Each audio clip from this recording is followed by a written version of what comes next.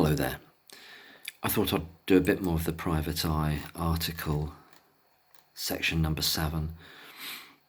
Before getting back into that, there's been another report out in the Telegraph today, written by Sarah Napton, science editor, with also, I hope I'm pronouncing this correctly, Clusi de Oliveira. I'm not sure I've got the pronunciation right. I'm sorry about that. And that second person happens actually to be, and they've said today that it is them. So I'm not saying anything that they want kept private. They've said that they were the byline on this article, which I'll link below.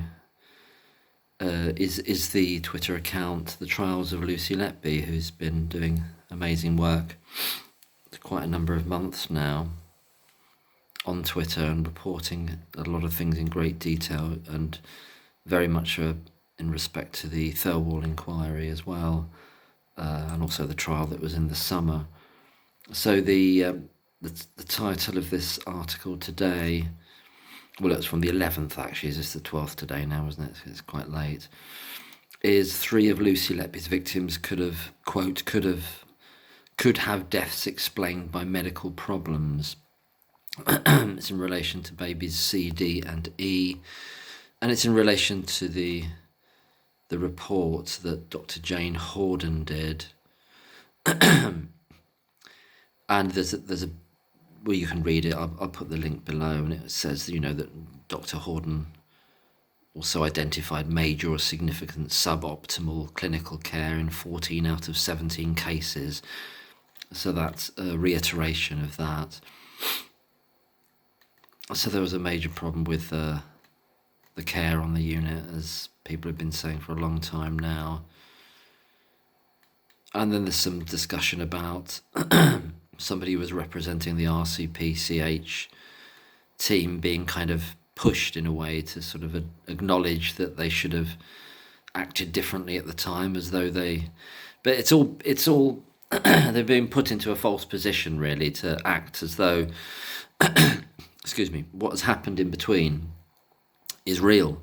In other words, that there were crimes. So they're being pushed into a fiction, and therefore having to have fictional responses to what they're saying. Well, this is what we should have done. It's a missed opportunity, but it's all artificial, of course, because none of it happened in terms of the crimes. There were no crimes, but there was awful level of suboptimal care. I'll put the links to 3 particular tweets as well below, which I think are very interesting. One was in respect to somebody contacting there's a person called Adam Bolger from the police's major investigation team, requesting that Lucy Letby should not be allowed to work in other hospitals, but doing that prior to becoming a formal suspect, as it were. Well, I think this is a tweet by an account called Rex versus Lucy Letby, which is another brilliant account on X or Twitter. But it's the fact that they were, before there'd been a first arrest even, that they were trying to block Lucy Letby from working elsewhere. So it's just another sign, another red flag, that they weren't considering anything or anyone else at all. So what this Hughes character, this Hughes individual says in the Hummingbird video is just completely made up, complete lies. The latest John Sweeney and Edward Abel Smith video is also up now, and that goes quite a bit into Detective Hughes and Hummingbird. That's the focus of that. I'll put the link for that as well below. There's so much happening, isn't there, at once? And there's another tweet I wanted to mention from the brilliant Jabe, J-A-B-E, I've mentioned them before, of @JabesAllowed. I'll put all the links below.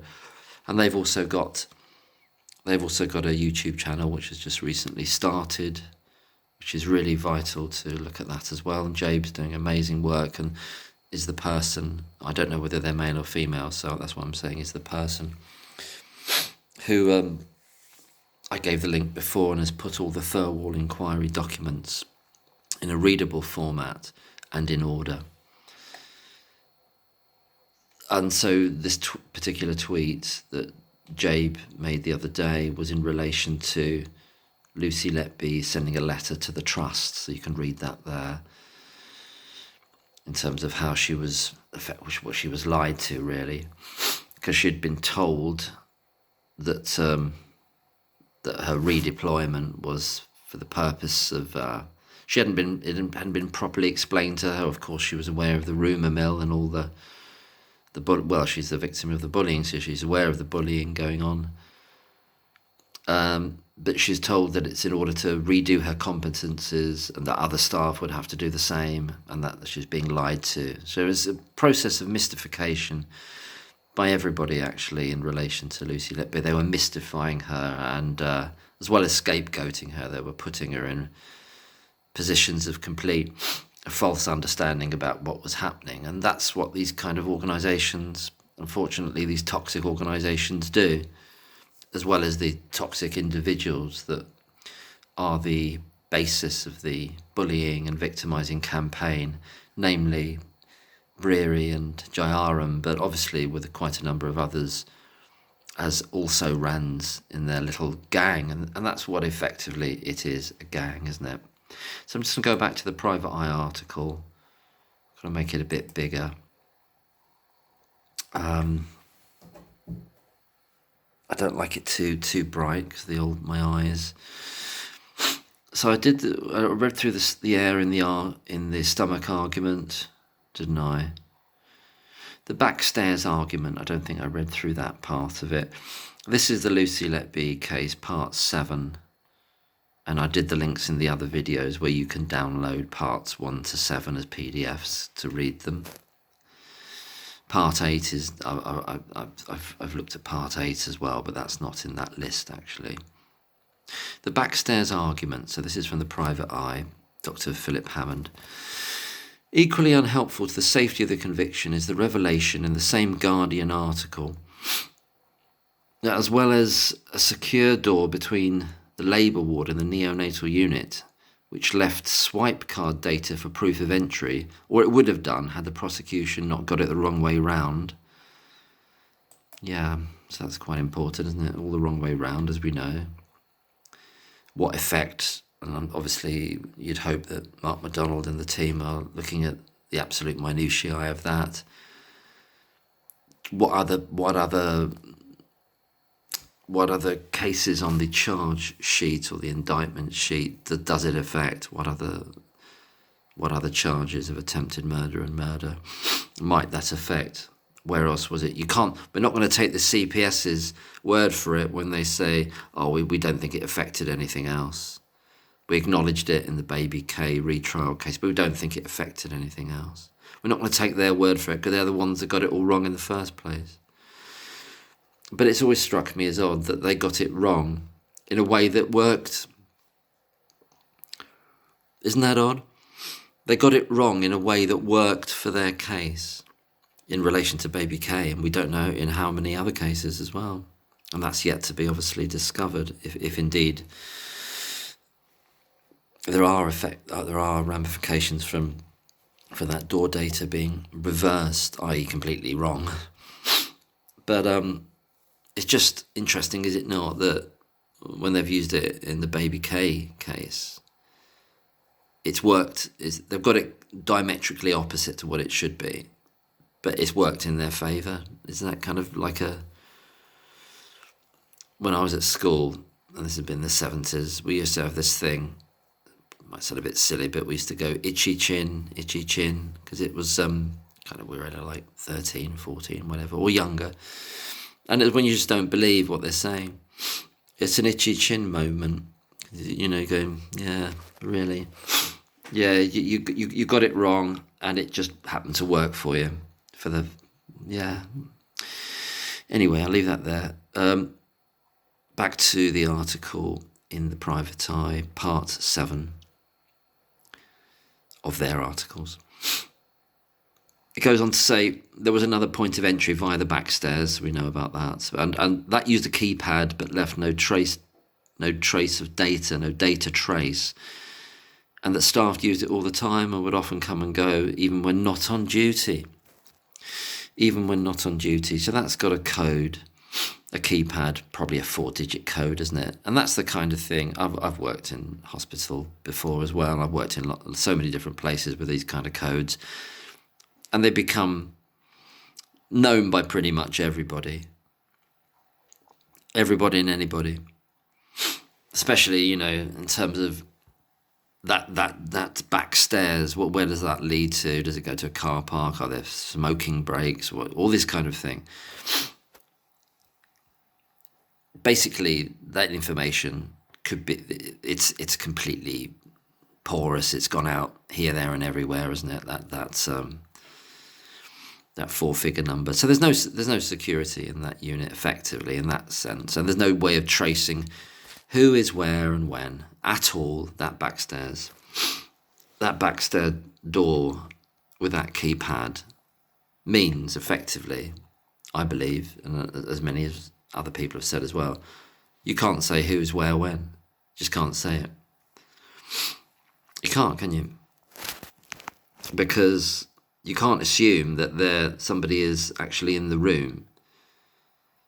You can't assume they're there because you've got some door data from some other, it was between the neonatal unit and obstetrics, isn't it? But they could have gone out this doorway with the 4-figure code and left no trace. So it's all nonsense. It says here, a clever murderer could use the back stairs all the time, do their murders off duty, and evade the spreadsheet and swipe card data entirely. I'm not laughing, it's not amusing, but it's obviously being sardonically humorous here, in a darkly sardonic. A clever murderer could use the back stairs all the time, do all their murders off duty, and evade the spreadsheet and swipe card data entirely. I mean, that's being used in a kind of satirical way, saying that, but that's pretty much what Evans has said in relation to the case of baby C, isn't it? Where he said, well, we found out since that Lucy Letby wasn't on duty when that X-ray was taken for baby C. Then he's got to change the mode of murder. Just got to change it a year later after the conviction's all been done and dusted. He's just got to change it. And not only for that case, for several of them. And what else does he do? And then he says, well, yeah, maybe, perhaps she came in on a day off. He's floated that as well. So however you try to satirise it, as Dr. Philip Hammond is doing here, Evans has got there before, but Evans has got there before you. But he means it. He's not satirising it. He means it. He'll just keep moving the goalposts. Just keep moving the goalposts. Okay, so so he makes that point there. And it makes the on-duty killer spreadsheet even more worthless, i.e. that it's worthless anyway. Did the police know about the unmonitored point of entry? Oh, I think they probably did. They just kept quiet about it. Which is... Did they tell the defence? Did Lucy Letby know about the backstairs? Well, I'm sure Lucy Letby knew about that. I'm sure everybody who worked there knew about that. I don't think that's a complicated question, really. I think that's probably obvious to infer that everybody who worked there would have known that code. It just would have been a matter of standard thing to know, wouldn't it? Obviously. I could be wrong, but I think it's pretty obvious that everybody would have known. But whether the police knew about it, I think they absolutely knew. They just didn't. It just was inconvenient. It's an inconvenient fact for the prosecution, so drop it. And the CPS no doubt would have agreed with that, in the same way that CPS said, in agreement with the police, that Professor Hutton do a proper number on the statistics. And no, you don't want to do that because it's going to weaken it. No, leave that out. And it's the same sort of thing with this. Oh, is there another? I'll keep quiet about that. Don't mention the other door, because we're using door data, by the way, and that will throw it out. That will throw it out. Don't mention it. It's all known about. This is what corruption is. This is what it is. This is how they do it. Did they tell the defence? No, I don't think so. It should have been incumbent upon the defence to know it. But that's the crucial thing. The defence shouldn't have been waiting to be told it. They should go and find it out. They should know everything about every door there. It shouldn't be the defence, oh, you didn't tell us about that. They should know, proactively, independently, whether the prosecution tell them or not. They should absolutely know. It should just be basic 101 stuff, shouldn't it? Look at the layout of what's going on here, because they know that the prosecutions are looking at all things to do with timings, who is where, when. You need to know where all the exits and entrances are, and how you get in and out, and what trace you might leave, and who knows about how to get in and out, and who's allowed in and out. So that question, did they tell the defence, is, well, why didn't the defence know, irrespective of whether they were told or not? The next section here, the Lucy Letby is strange argument. I always balk at these kind of things. I'm not against the writer of this article, but I just balk. It repels me, anything where they're trying to. Anyway, I'll just read what it says.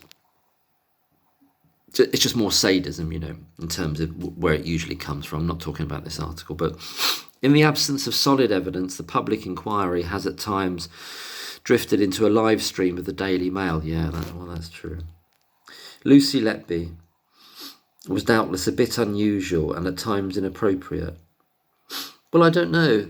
Well, who are we comparing it to, and what are we comparing it to? Are we comparing it to this guy Jayaram? Maybe he's unusual with his fame-hungry nature. Maybe he's unusual. Maybe Breary and his bullying of people and shouting at people. One of the tweets that I'll link there just shows with Arian Powell's testimony of how aggressive Breary is. And there was albeit unsubstantiated in the sense that it was an anonymous claim, but it was somebody who had worked as a midwife at the COCH, who didn't give their name on Facebook, but this was well over a year ago now, stated that, and I know it's their assertion and it hasn't been formally backed up, and they didn't use their name, but they're saying that Breary had a name for being a bully and reducing people to tears. So maybe maybe they're unusual. What's unusual is the whole NHS, really. That's what's unusual. And this whole hospital, this whole trust is unusual. And at times inappropriate. And he does acknowledge here, Philip Hammond, as many NH staff, including MD, are. MD meaning himself. So that's a reasonable thing to say. We can all be inappropriate at times. We can all be a bit unusual at times, whatever unusual actually means. Early in her career, she and a senior nurse made an error in calculating a morphine dose. MD has done that once too, i.e. himself. Lucy Letby exchanged 1,300 Facebook messages with a paediatrician, but given he was much older and married, with teenage children, one has to wonder who was manipulating whom. Yeah, well, this is this Dr. A who's morphed into Dr. U. We know who he is because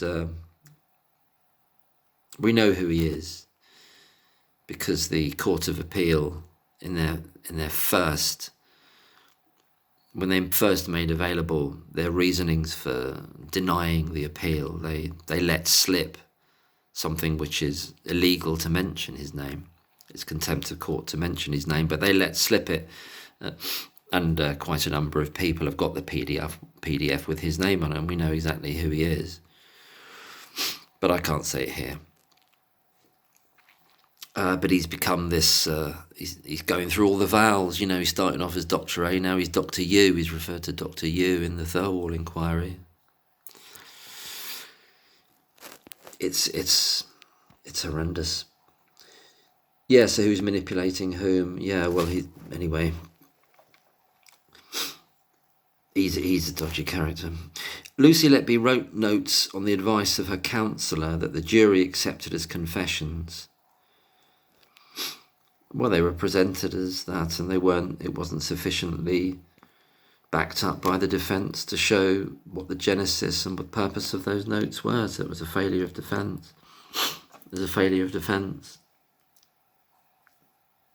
To note, they mustn't have known that information about why they came to be, how they came to be, what their purpose was. He made an attempt to say, oh, it's someone in distress, but I mean, to really go into it and say this was part of a formal and offered by the hospital, by her employer, by Lucy Letby's employer, a formal way of trying to deal with your distress by writing things down, emptying yourself out, putting down things that you fear. They were private documents. They should have always remained private documents. They actually should come under some form of a private medical document that should have been out of bounds, utterly out of bounds, for the thieving, disgusting Cheshire police to steal from Lucy Letby's home, that they thieved it from her home. They should have been utterly out of bounds, let alone being presented in court. But they don't have any morals, those individuals, and neither does the system that allowed that, neither does the judge that allowed it, because they know where it all came from and what the purpose of it was. The whole system is immoral, and those police officers, so-called, are immoral that stole them. And large sections of the media that capitalised on them and just couldn't see what's plain before your face, you know, what they were. You just need to have critical thinking skills, but that gets in the way of a salacious story that they want to make money out of. The mainstream media I'm talking about. And the jury accepted this confession, and she kept handover sheets in her bedroom for the police to find. Well, it didn't keep them for the police to find. They happened to be there, as literally over this last 15 months, I've seen scores, maybe probably 100 different or more, 100 or more medical professionals, nurses, and in other areas of medicine say that they take home handover sheets, but mostly nurses. They've done it before. They've done it many, many times. And it's a standard thing, and it's sometimes even advised to do it so that you've got something to back up, or, you know, if something goes wrong like this, you know, if you get turned on by your colleagues, by a bunch of witch hunting, psychopathic colleagues, you know. So if she is a murderer, she's a very careless one. That's what Dr. Philip Hammond says, which is diametrically opposite to what Evans says. He repeated it many times. She's a very clever criminal. Now Evans's motivation for calling Lucy Letby a clever criminal is really a way of him boosting himself up, because he says, well, I've caught a very clever criminal. I haven't caught a careless one. Because anyone could do that. But it needs someone special, like a Dewey Evans, like me, Dewey Evans. I caught a very clever criminal. So it's self-regard. That's why he calls Lucy Letby a clever criminal. And she's not criminal at all, obviously. And so it's all about self-regard. It's all about him bigging himself up, Evans. Dr. Hammond goes on. At the same time, she devised, so she's careless, and he's making the point here, at the same time she devised ingenious and undetectable ways of killing babies without ever being observed or leaving an internet trace. Yeah, it's all, and that's why these internal contradictions flare up continually, one after another. Another point that people made quite early on is that she keeps, she according to the prosecution, has this ultra successful way of murdering in June, and then just dumps that, and then tries all these other different techniques which don't really work. Most of them don't work, and they end up as attempted murder cases. She keeps trying to change it because it's not real, because none of it's real, because it's all made up. It's the fever dream of these mentally disordered, personality disordered creep shows of consultants and Evans and the police and the prosecution. This horror bag, a bag of absolute horrors these people are.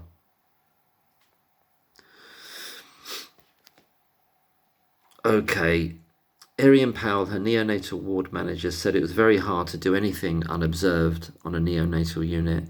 She thought highly of Lucy Letby, that's Arian Powell did, and never saw proof of harm because there wasn't any. She felt a few consultants on the unit were, quote, difficult to work with, unquote, close quote, I should say, and would blame nurses when things went wrong.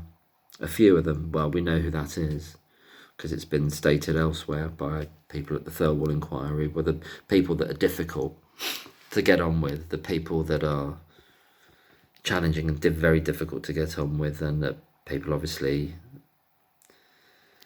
the bully, the two principal bullies are Breary and Jayaram, and that's why they spearhead this bullying campaign. It's no coincidence. The unit only had 2 to 3 deaths a year, all explained for the first 3.5 years Lucy worked at the hospital. So when they say 2 to 3 deaths a year, that's not quite correct, actually. Not according to the FOI figures I've got, but that's a whole other story. The unreliability of these FOI figures.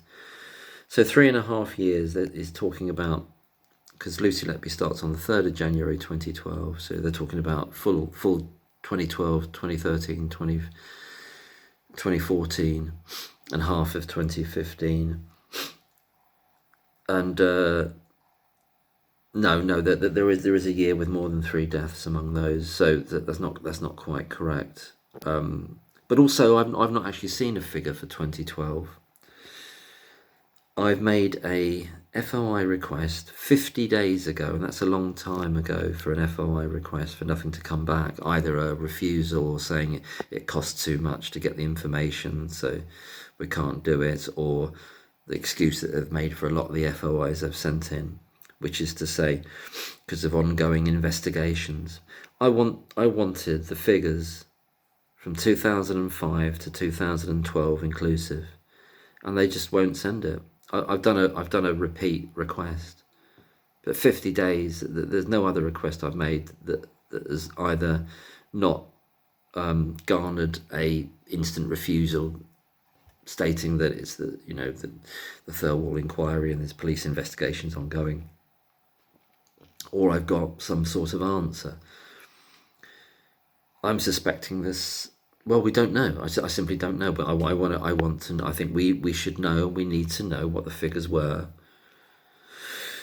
between 2005 and 2012.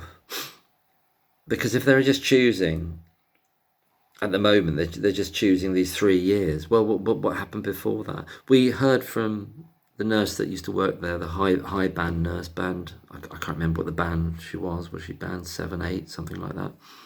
Nurse Michelle Warden, who said that there were higher figures in the 90s when she worked there. But what was happening in the early 2000s, from 2005 to 2012? I want to know what that is, and they just won't send me the answer thus far. I had a very interesting email from somebody who watched the video with regard to their response to a Panorama program. I won't say any more yet because, and this goes to the the number of deaths over different times, and how unreliable these figures are, and how unreliable the BBC's assertions were in the Panorama programme. But I'm not going to say anything more about that until I get their permission to talk about the email that they sent me, and I haven't had that yet, but I thought it was very interesting. In conjunction with these lacunae of figures, I think there's some assumptions going on here that people know what was going on. You know, well, what was happening before 3 years before then, what was going on then. Let's have a look at the potential for it to ebb and flow, rise and fall, those figures. The unit only had 2 to 3 deaths a year, all explained. Well, all explained. Well, I don't know, you see. I mean, these are all assertions after the fact,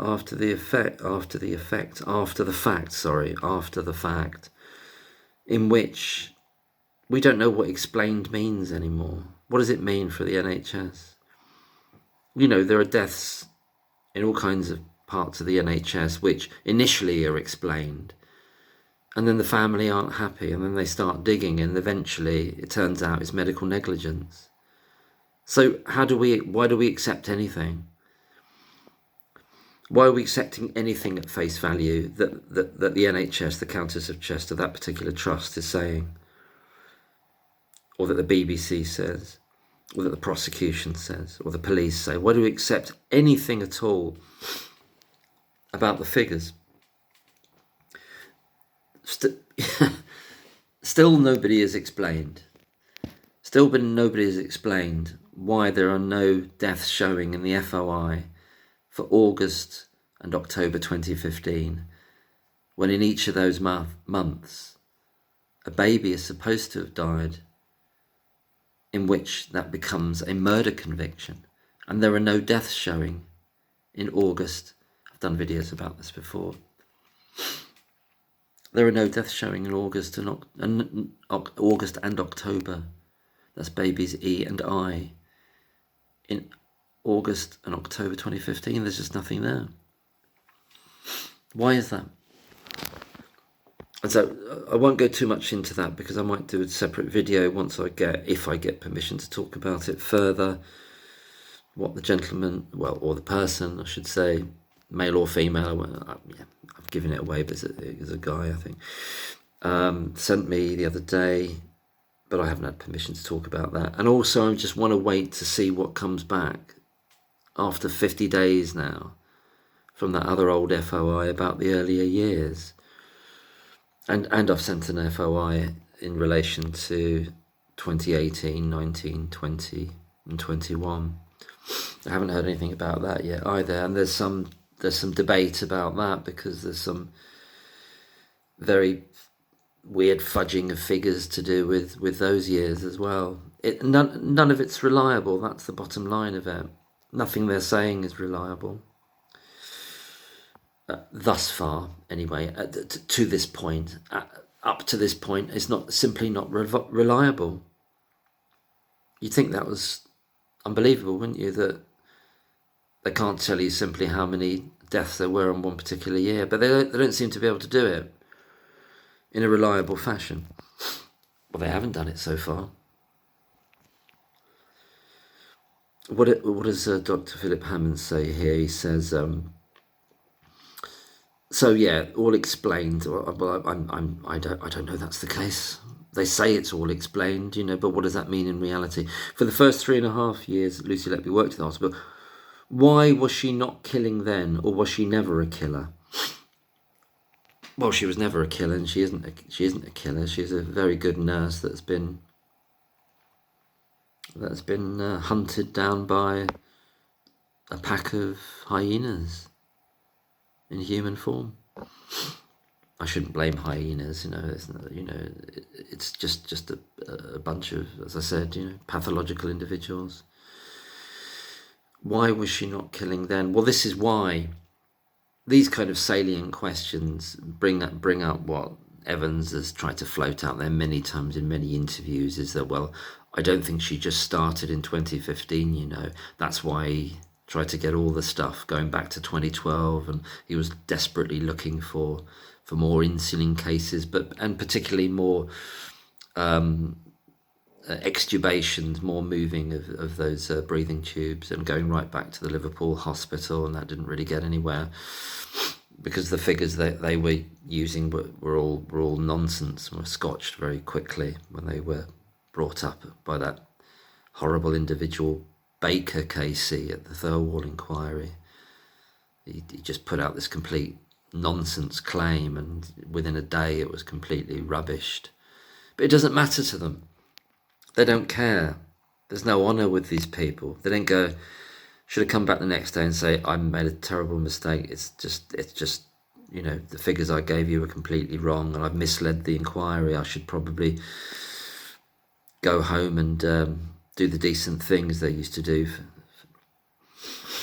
There was that old sketch, was it Monty Python, when somebody passes the port around the wrong way of the table, they keep on leaving the table and doing the decent things they would have done in the past. I won't say it. So yeah, obviously never, but that's what Evans has been about. And that's probably what, and there's some debate, here's the other bit of debate, you know, these extra 25 cases that go nowhere that Evans chooses. And they're not followed up, well, I don't know whether they're followed up by the police, but they don't go anywhere. 25 further assertions. In relation to what period of time? We don't know exactly. Possibly this period of time, any period of time. And when were they made? There's debate about that. There's so much shrouded, there's so much confused information out there still, in terms of, and they mean for it to be confused. Well, they meant for it to be permanently obfuscated. They didn't want anybody to know that Evans had, and the first time I read about it was in the New Yorker article in May. These extra 25 cases of deliberate harm that Evans says happened, and the police don't do anything with them. So you've got a person that they're relying on for all these other cases, and then they can just blithely throw away all these other potential other harm cases. What does that tell you about the reliability of well, it's all rubbish. It's all utter rubbish. There's so many red flags, more red flags, as they say, than a communist parade. I don't know if I'll do any more at the moment. No, the next bit's quite long. I should really plough through this and finish it next time. I won't detract too much other stuff. I'll put all the links about all the stuff I've said, which will be an archived version of the getting a bit tired now, the Telegraph article, and those 3 tweets, which I'll leave links for those as well. I never know if people if they're not on X or Twitter, whether they can read them. Hopefully you can. But yeah, that's it. It's all going on. Tomorrow is Dr. Horden, who was mentioned obviously in this Telegraph article. Dr. Horden and there's a second doctor. God, who's the other one? I'm just going to pause the video a minute. I've just got the schedule up. Dr. Jane Horden tomorrow, and then followed by Dr. Joe McPartland, consultant paediatric pathologist at Alderhay Hospital, and she was the one that did the 4 cases that Dr. Jane Horden said it needed further investigations. But the long and the short of it is that between both Dr. Jane Horden and Dr. Joe McPartland, no signs. Zero, zilch, no signs of deliberate harm were ever found. But what was found was suboptimal care on a very big scale. And then Wednesday, Dr. Jayaram is going to be giving testimony and giving evidence on Wednesday the 13th. So unlucky for some, let's hope unlucky for some, the 13th. I'll leave it there. Thanks very much for listening. All the best. Take care. Bye.